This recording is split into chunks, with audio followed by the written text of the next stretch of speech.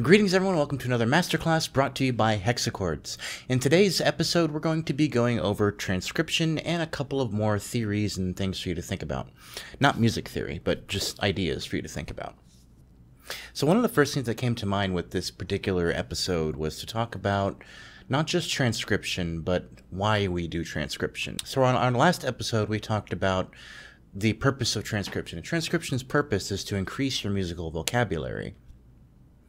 And when I said that, what I meant was that music is a language. Of course, I said that as well, but just in case anybody missed it. So, music as a language is not a particularly difficult concept to wrap your head around. I mean, if you're a child growing up and learning a language, you're slowly grasping onto what other people are saying around you before you even go to school and start learning about what language is and grammar and all that stuff. In much the same way with composing music, you don't want to dive right into music theory first. Now, there's nothing wrong with composers who have a music theory background to start with, but in general, I find that having that background can actually be problematic for composers. It can actually stand in the way of creative music because music theory, just like grammar class and English class, is not about teaching you how to be a creative writer or a creative composer. It's about giving you strict rules in which to enclose yourself so that, you know, these are things that other composers did.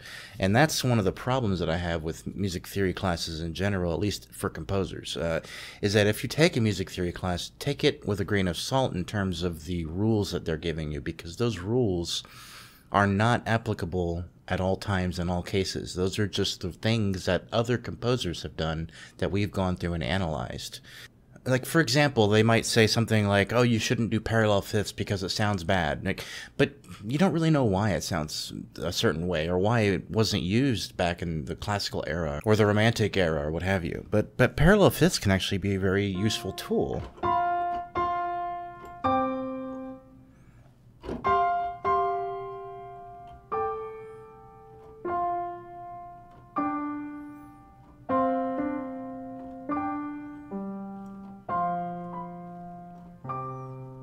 So for me, and I really wish I was a better piano player, but that's something I'm working on, and I'd really actually like to start taking professional piano lessons so I can get better at it. But nevertheless, the point here is that you shouldn't concern yourself with whether or not you've taken enough music theory classes or whether or not you know enough about music theory to be able to do the things that we're trying to achieve here, which is to create good and beautiful music.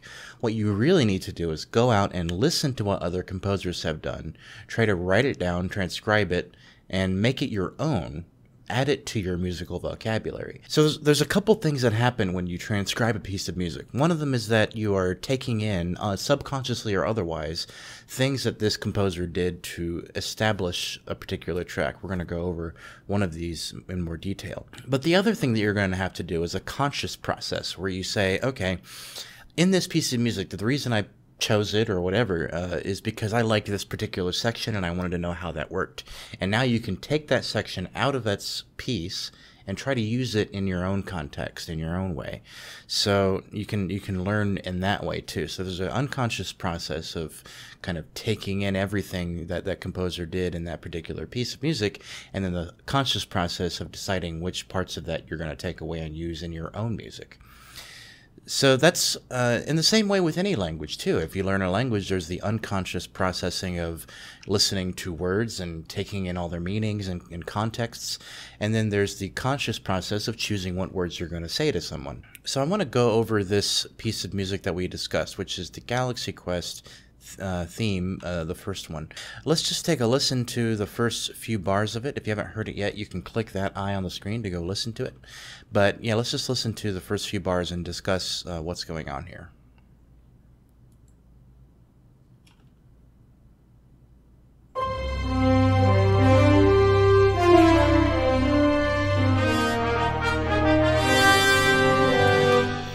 So first things first, I have my articulation split up, which is very common. Not everybody does that. Some people like key switches. I prefer my articulations split up.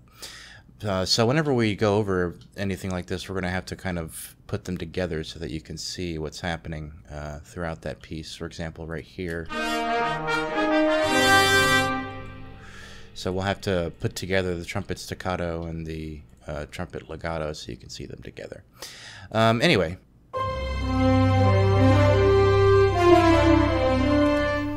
Alright, so the first thing we have is an open French horn solo, which is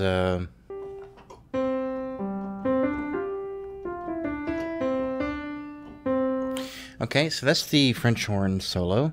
And then on top of that, we have a couple of things. So we have the piano and harp together,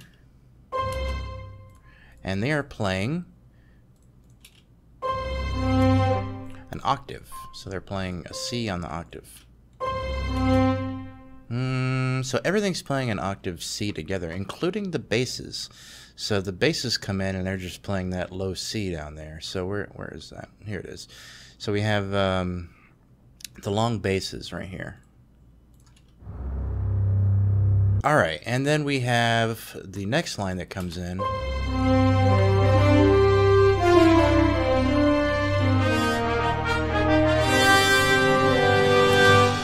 Can't stop there. We have now the trumpet. So right here we can actually see the trumpet line very clearly.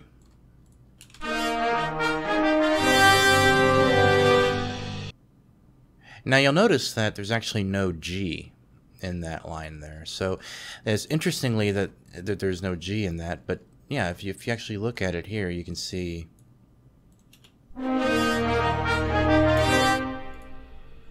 there's no G anywhere here, except for right here when the trumpets do that descending line, and then they land on the G. So you can't really count this one as being part of the chord because it isn't held.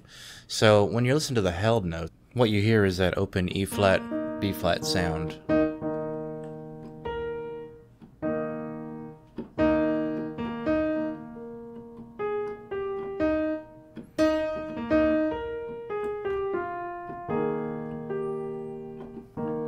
But then this goes up next to a G. So we're jumping up from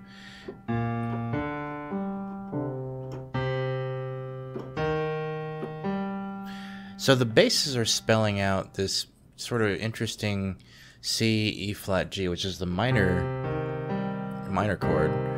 But you don't really you can't really hear that it's minor going up because it doesn't sound like it. But if we just soloed the basses, you would hear a minor chord being spelled out. The only reason that you don't is because there's other stuff going on around it that masks that.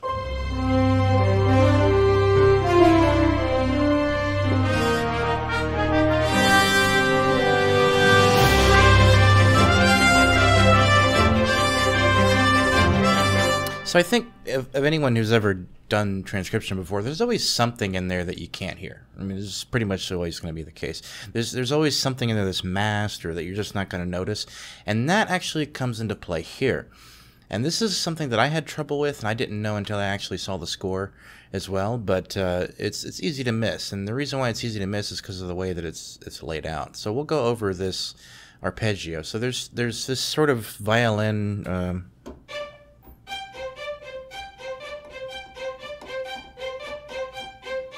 Forgive me, I'm playing on a bit of a delay, and it's kind of thrown me off. So that's the violin's arpeggiation there. But there's actually another arpeggiation buried in there, which, if you listen for it, is actually going against it. It's going up instead of down, so it's this one here. So when you put those two together, you get this.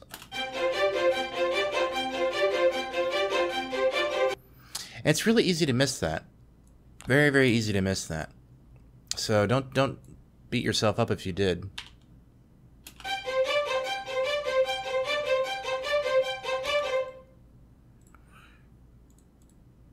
Because it's kind of buried in there, really. I mean, if you listen to the whole thing, it's... This is the one that you hear most prominently, because it's on top. And that's something important to take away. If this wasn't actually here, you would notice it. That's the thing.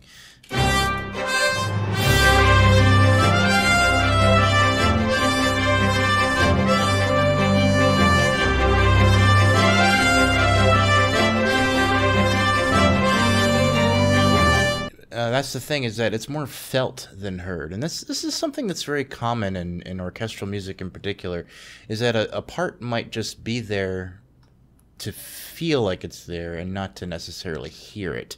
So to kind of add bulk or weight to a particular part or emotion. So it keeps it from being too stale, from being just this. It adds a layer of complexity to it, but it also helps support it. So it adds more support to the piece, and that's why that's there. At least that's what I would assume anyway. I can't read the composer's mind and tell you why he put it there, but that's what I would wager a guess on as to why he put it there, is because it adds that layer of complexity and bulkiness to that particular moment in the piece. Now later on in the piece, I'm pretty sure that was taken out and just done as a... And again, I only saw part of the score, I didn't see the whole score. And that just becomes an up arpeggio at the top where it's very heavy at the end there.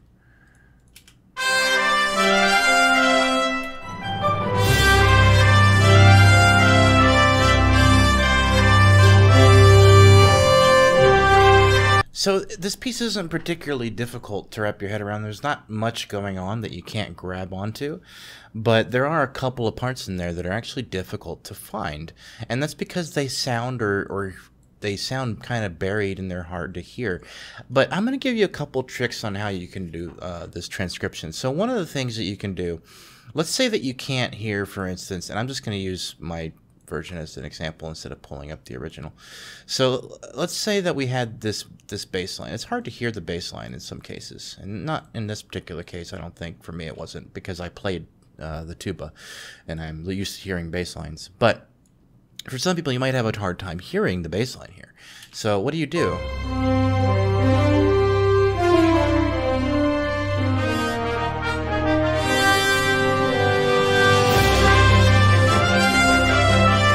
I will tell you exactly what you do, and it's really not difficult or complicated.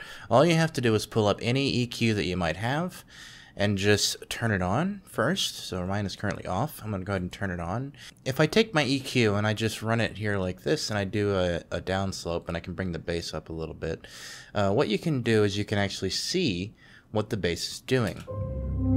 And you can hear it too. So we'll bring this up a little bit.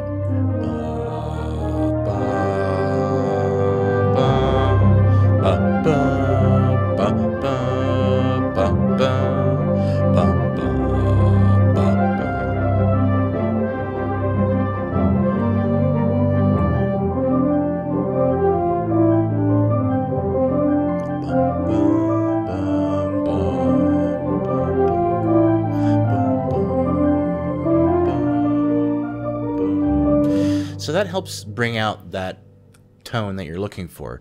You can do the same thing with, say, the horns. So let's say we wanted to get the horn sound. We can take away a lot of the bass and then go up here towards the mid-range, and you'll hear the horns a lot clearer.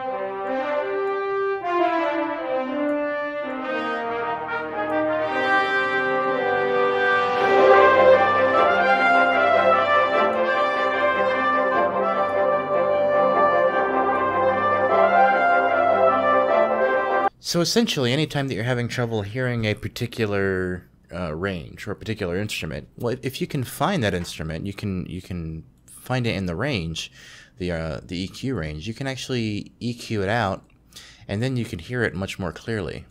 But using the EQ trick, it lets you hear what's going on. Now, eventually, you may not even have to do that. Like, I didn't do that when I was transcribing this piece, but you could. If you really needed to, you can. It's a little bit of a crutch, and it gets you there, but it's a good tool, and it's something that I've used before.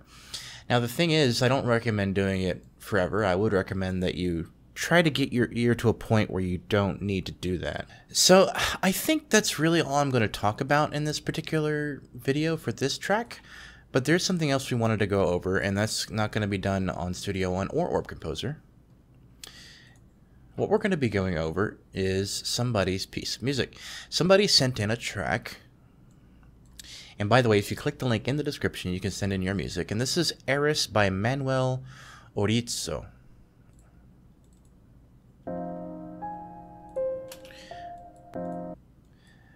I hope you found this video helpful, and I hope you enjoyed this video as well. And if you did, please leave a comment, let us know, and like this video as well. Hopefully you found this tutorial helpful. If you did, give us a like. And if you want to get your copy of Orb Composer, click the Buy Now button on the screen. If you have any questions or comments, you can leave them down below, and don't forget to subscribe so you don't miss any future videos.